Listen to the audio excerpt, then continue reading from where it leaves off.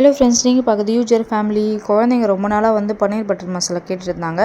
அதுக்கான இன்க்ரீடியன்ட்ஸ் வந்து செக் பண்ணிக்கோங்க.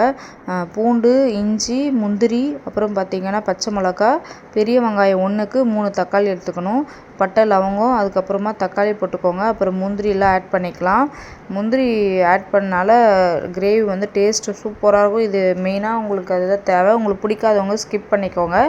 வெங்காயம் வந்து கலர் மாறின பிறகு நம்ம வந்து தக்காளி எல்லாமே ஆட் பண்ணிக்கலாம். இப்போ வந்து இஞ்சி, பூண்டு, முந்திரி எல்லாமே ஆட் பண்ணியிருக்கோம். இஞ்சி வந்து ஒரு சின்ன துண்டு அளவுக்கு எடுத்துக்கோங்க, கரெக்டாக இருக்கும். இது எல்லாம் விதங்கட்டும். விதங்கின பிறகு ஆற வச்சுக்கலாம். ஆற வச்சுட்டு வந்து மிக்ஸி ஜாரில் மாற்றிக்கலாம். இப்போ வந்து மிக்ஸி ஜாரில் வந்து ஒரு டேபிள் ஸ்பூன் வந்து மஞ்சள்தூள் ஆட் பண்ணிக்கோங்க.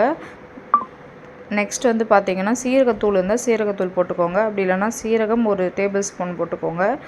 காஷ்மீரி மிளகாய்த்தூள், தனியாத்தூள் ஒரு ஸ்பூன் போட்டுக்கோங்க. அப்படி இல்லைனா வீட்டு மிளகாய்த்தூள் போட்டுக்கோங்க. நெக்ஸ்ட்டு வந்து இது வந்து நல்லா பேஸ்ட்டாக அரைச்சிடணும். இப்போ அரைச்சிட்டு வந்து பார்ப்போம்.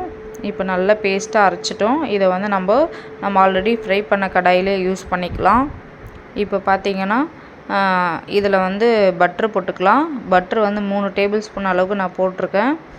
இது மெல்ட் ஆனோடனே 2 பச்சை மிளகாய் ஆட் பண்ணிக்கோங்க. நான் இன்றைக்கி வந்து ஒரு பச்சை மிளகாய் தான் ஆட் பண்ணியிருக்கேன். குழந்தைங்களுக்கு காரம் பிடிக்காதுன்னு சொல்லிவிட்டு. இது மெல்ட் ஆகிற டைமில் வந்து நீங்கள் வந்து இந்த கிரேவி வந்து ஆட் பண்ணிக்கலாம். கிரேவி ஆட் பண்ணிக்கிட்டு உங்களுக்கு வேணுன்ற அளவு தண்ணி ஊற்றிக்கோங்க. தக்காளி விதங்க சொல்லவே சால்ட் ஆட் பண்ணிக்கோங்க. அரைக்க சொல்ல சால்ட்டு போட்டு தான் அரைச்சிடணும். அதனால் நான் சால்ட்டு இப்போ ஆட் பண்ணலை. இப்போ வந்து இதை நல்லா மிக்ஸ் பண்ணி விட்டுட்டு இது கூட வந்து பால் வந்து கொஞ்சம் நான் ஆட் பண்ணிக்கிறேன். இன்றைக்கி நான் உங்களுக்கு பாலில் தான் செஞ்சு காட்ட போகிறேன். பால் இல்லாதவங்க வந்து நீங்கள் ஃப்ரெஷ் க்ரீம் வந்து வாங்கி ஆட் பண்ணிக்கோங்க. நிறைய பேர் அது கிடைக்காதனால நம்ம வந்து இப்போ பால் ஆட் பண்ணியிருக்கோம். பால் வந்து ஒரு 50 மில்லி அளவுக்கு வந்து நீங்கள் யூஸ் பண்ணிக்கலாம், காய்ச்சின பால்.